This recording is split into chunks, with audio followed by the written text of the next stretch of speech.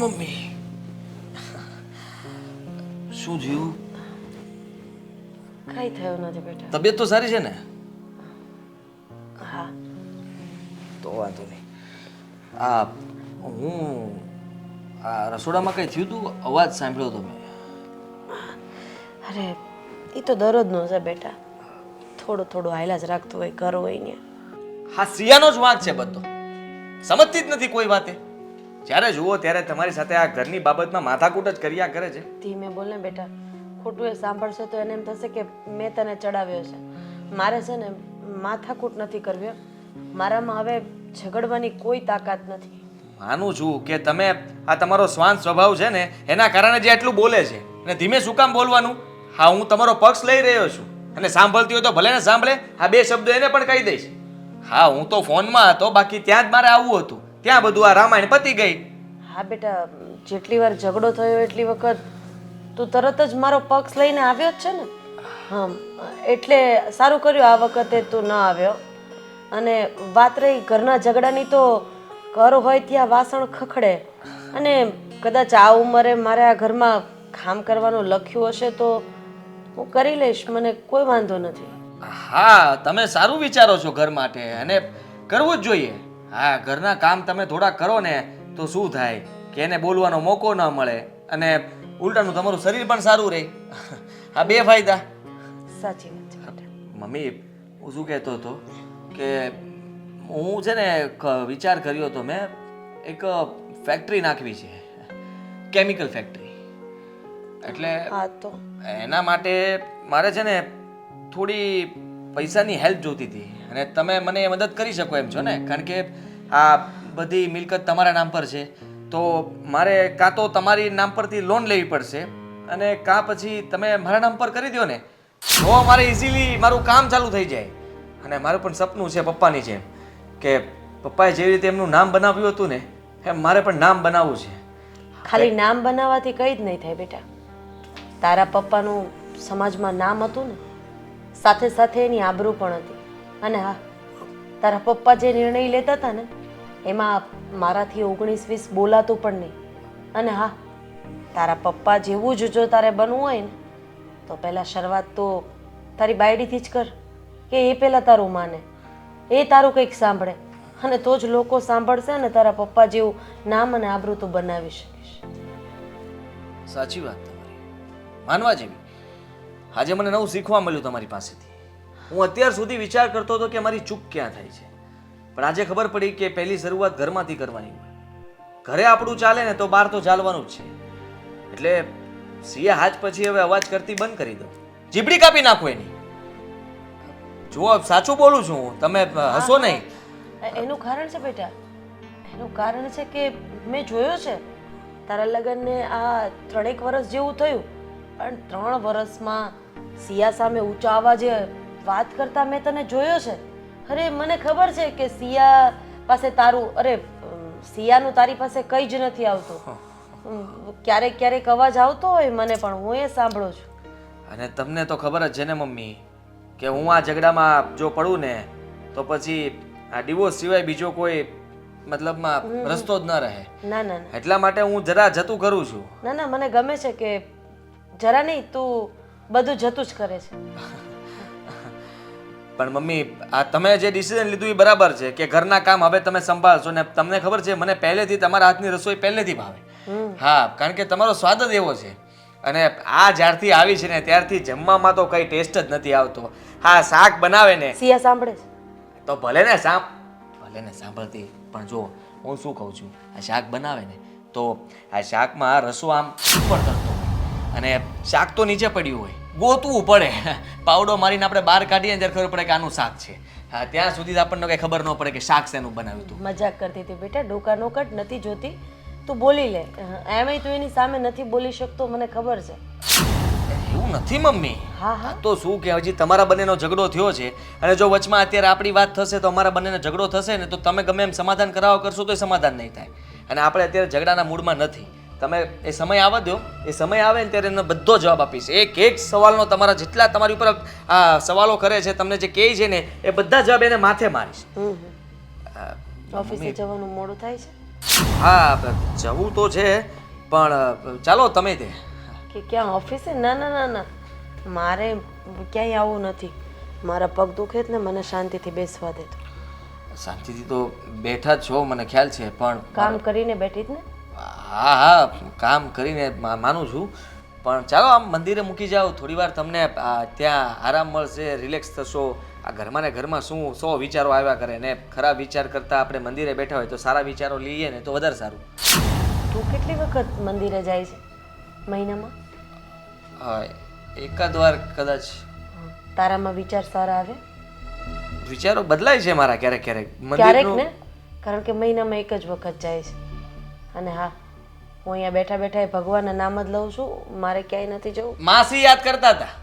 હા કાલ જ મળ્યા હતા અને કહેતા હતા મને કે આ તારી મમ્મી તો છે ને બસ ફોન પણ નથી ઉપાડતી ને ખબર નહીં મારી સાથે શું થયું છે, વાત જ નથી કરતી. એટલે મેં કીધું માસી તમ તારે ચિંતા ન કરતા, મમ્મીને હું આખો દિવસ ત્યાં મૂકી જઈશ. ચાલો. મારે નથી જવું માસીના ઘરે. મને શું કામ તું આટલો ફોર્સ કરે છે? હું અહીંયા બેઠા બેઠા ભગવાનના નામ લઉં છું, મને લેવા દે. ભાઈ જવું પડે એમ છે, માસીને ખોટું લાગી જાય તો કેવી તકલીફ પડે ખબર જીવનમાં. અરે અને મારા સંબંધ પગ બગડે, સંબંધ મહત્વની વસ્તુ છે. ઊભા થાવ, ફોન પકડો ને ચાલો. તું ગાડી કાઢ, હું આવું છું. જા. તો ગાડી નીકળી ગઈ એમાં શું થઈ ગયું? ટુ વ્હીલ લઈને જાવું અરે છે? આવું છું, જાને ભાઈ. ફોર વ્હીલમાં જાવું, ટુ વ્હીલમાં? જેમાં લઈ જાય એમાં ચાલશે મને. ચાલો હું આવું. જાઓ આવો. નથી કોઈના ઘરે બેસવા જવું તોય ચાલો ચાલો ચાલો.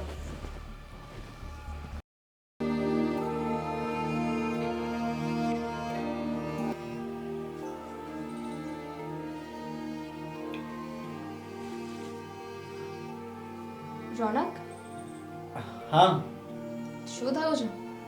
હા, ફોનમાં તમે કહેતા હતા ને તમારે કંઈ કામ છે.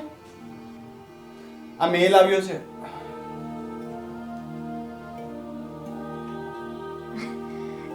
સિરિયસલી? તમારું પ્રમોશન થઈ ગયું? હા. શું? હા, આ તમારો ચહેરો જોયો છે?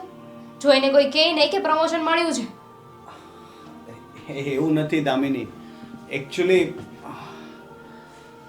હું મારા પ્રમોશન પાછળના જે લોકોનો હાથ છે એમને યાદ કરતો હતો. તને મેં વાત કરી હતી ને કે મારા મમ્મી રાધા આંટીને ત્યાં નોકરાણીનું કામ કરતા હતા. અમારા ઘરમાં ખાવાના પણ ફાફા હતા અને એમના હસબન્ડે મારો બધો ભણવાનો ખર્ચો ઉઠાવ્યો હતો અને ઘરમાં પણ ઘણી મદદ કરી હતી. જો એ ન હોત ને તો આજે હું પણ આ પોઝિશન પર ન હોત. બસ એટલી એમથી વાત છે તો એમાં શું થઈ ગયું? આંટીને ફોન કરો ને એમની સાથે વાત કરી લો ને. કેવી રીતે વાત કરું? વર્ષો પહેલા એમની સાથે રહેતા હતા ત્યારે તો મોબાઈલ પણ નહોતા અને હોત તો પણ આટલા વર્ષ પછી મારી પાસે નંબર ક્યાંથી હોવાનો? લેન્ડલાઇન નંબર હતો જે બંધ આવે છે. હવે તો મેં તપાસ કરાવી એ જ્યાં રહેતા હતા ત્યાં પણ એ ઘર પણ ખાલી છે. કદાચ બની શકે એ લોકોએ એ ઘર ખાલી કરી નાખ્યું હોય અને બીજે રહેવા જતા રહ્યા હોય. એ આંટી વિશે મને વધારે કોને, આઈ મીન કેવા હતા, એમનો નેચર. આંટી સમજી લે ને કે એ મારી બીજી માં હતી. મને મમ્મી જેટલો પ્રેમ કરતા હતા ને એટલો જ આંટીએ પ્રેમ આપ્યો છે. એમના ઘરે જાઉં ને તો એમના છોકરાને જે જમાડે ને એ જ જમવાનું મને આપતા અને સાથે ટિફિન પણ ભરી દેતા. મારો ભણવાનો ખર્ચ પણ એમને જ ઉપાડ્યો અને શું કહું તને.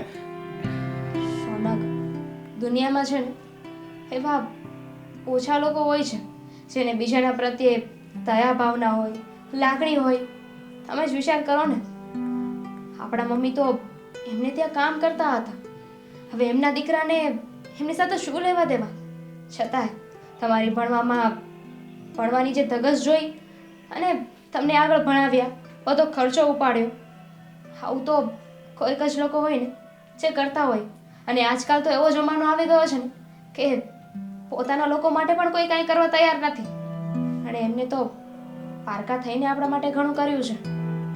એટલા માટે જ તો આજે જ્યારે મારું સિનિયર મેનેજર તરીકે પ્રમોશન થયું છે ત્યારે મને એમની બહુ યાદ આવે છે. આજે જો એ લોકો આપણી સાથે હોત એટલે કે કોન્ટેક્ટમાં હોત તો એ બહુ જ ખુશ થાત. એમના છોકરાને ફેસબુક પ્રોફાઇલ હતી એ પણ અત્યારે ડીએક્ટિવેટ બતાવે છે. હવે એમને કઈ રીતે કોન્ટેક્ટ કરવો એ મને સમજ નથી પડતી. રોનક, કેવા નસીબ છે નહીં આપણે? કહેવા માટે તો આપણી પાસે સારું ઘર, પ્રોપર્ટી, સારી એવી નોકરી, બધું જ છે. જો ન હોય ને તો એ ફેમિલી. હું પણ અનાથ અને તમારી પણ આગળ પાછળ કોઈ નથી. સાચી વાત છે. સક્સેસ તો થઈ ગયો, પણ એ સક્સેસની એટલી ખુશી નથી મળતી જે ખુશી જો મમ્મી આજે હયાત હોત તો મળત. મમ્મીની તો ફક્ત એક જ ઈચ્છા હતી કે મારો દીકરો ભણી ગણીને મોટો થઈને એક ઓફિસર બને. એમની ઈચ્છા તો પૂરી થઈ ગઈ, પણ એ જોવા માટે મમ્મી હાજર ન રહી. રોનક, તમે દુઃખી ન થાઓ. મમ્મી અત્યારે જ્યાં પણ હશે ને ત્યાંથી તમને જોઈને ખુશ થતા હશે. એમનું સપનું પૂરું થઈ રહ્યું છે. થઈ રહ્યું છે શું? થઈ ગયું. એમની ઈચ્છા એવી હશે ને કે જે બીજા માની હોય એમ કે મારો દીકરો ભણી ગણીને મોટી નોકરીએ લાગી જાય, એના લગ્ન થાય, ઘરમાં સારી એક વહુ આવી જાય. એ બધું જ થઈ ગયું અને એ જોઈને મમ્મી પણ ખુશ હશે. એ તો હશે જ. હવે મારા મમ્મીને તો હું પાછા નહીં લાવી શકું, પણ હું રાધા આંટીને ગમે ત્યાંથી શોધીને જ રહીશ. કારણ કે મેં કહ્યું ને, એ મારી માંથી કમ નથી. મારે એમને મળવું છે, એમને પગે લાગીને કહેવું છે કે તમારા આશીર્વાદથી આજે હું કેટલો આગળ વધી ગયો છું. એમણે જે મારા માટે મહેનત કરી હતી એ આજે રંગ લાવી છે. એમને મળવાની તો મને પણ ઘણી ઈચ્છા છે. કારણ કે એવું છે ને, બહુ ઓછું બને છે કે તમને કોઈના પ્રત્યે એટલી લાગણી બંધાઈ જાય. મારી વાત અલગ છે.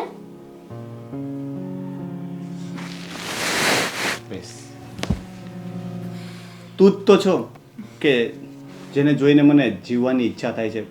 બાકી મમ્મીના ગયા પછી હું તો સાવ તૂટી જ ગયો હતો. જો આજે તું ન હોત ને તો આજે કદાચ હું પણ આ મુકામ પર તો ન જ હોત. એમાં શું થઈ ગયું? એ તો મારો ફર્જ છે ને. અને એમ પણ આ દુનિયામાં મારા માટે તમે અને તમારા માટે હું. Thank you. તો પછી શેના માટે તો પૂછ. શેના માટે? મારી સાથે લગ્ન કરવા માટે. તો પછી થેન્ક યુ ટુ. એ શેના માટે? મારી સાથે લગ્ન કરવા માટે, મારા જીવનમાં આવવા માટે અને હંમેશા આમ જ રહેવા માટે. આમ જ રહીશ અને તું પણ બદલાતી નહીં. નહીં બદલા. હવે એ તો કહો કે પ્રમોશનની ખુશીમાં પાર્ટી ક્યાં કરવી છે? વિચારી. હું તો કહું છું કે મોન્ટાઝીસમાં મસ્તી કરી લઈએ જરા. હવે તો તમે બોલી તા. હવે હું એમ વિચારતો હતો કે ભાખરી અને અથાણું બનાવી નાખ એટલે મોજે મોજ આવી જાય. હા, એ માય ભાખરી બનાવતા આવડે છે. ભાખરી હું બનાવી નાખી, અથાણું આવડે.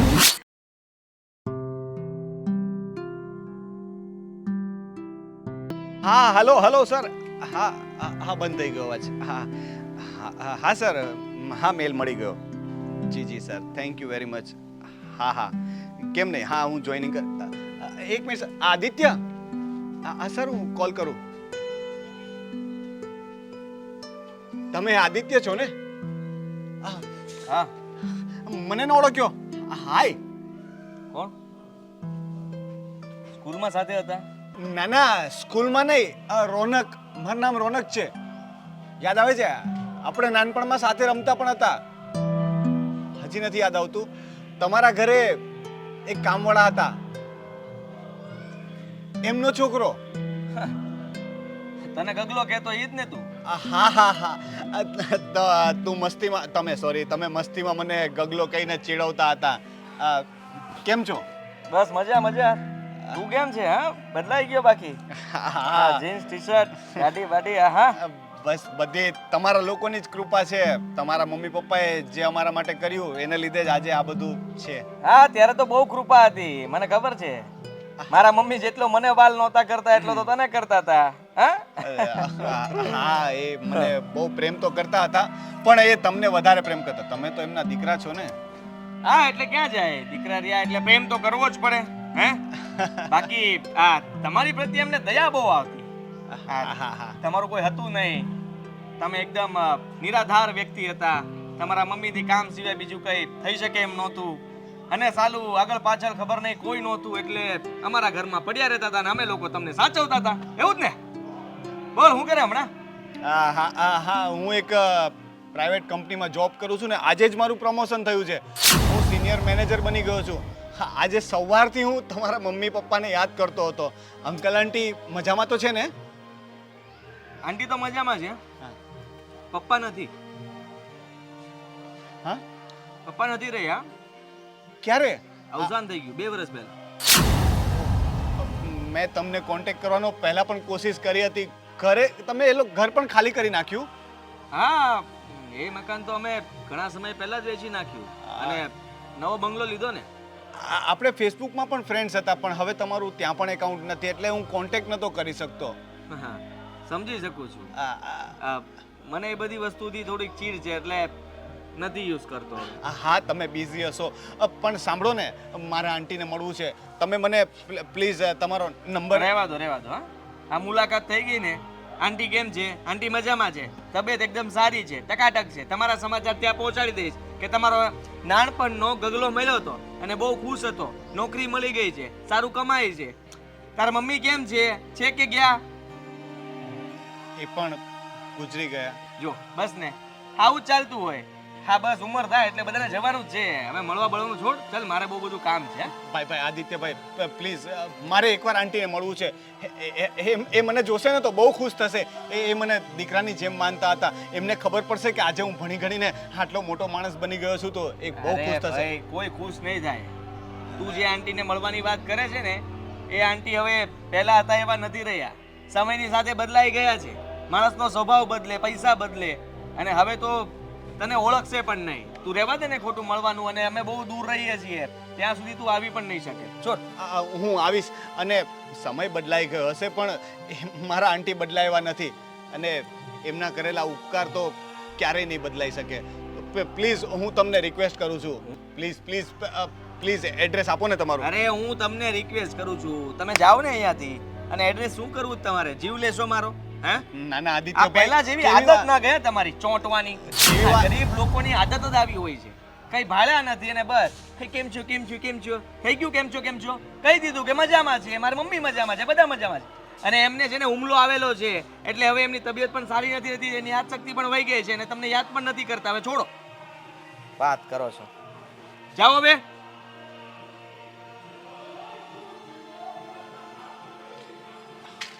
એ ભલે મને એડ્રેસ ન આપે, હું એમનો પીછો કરીને એમનું એડ્રેસ મેળવી લઈશ.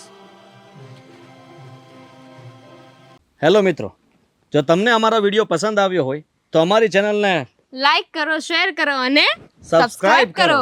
Thank you.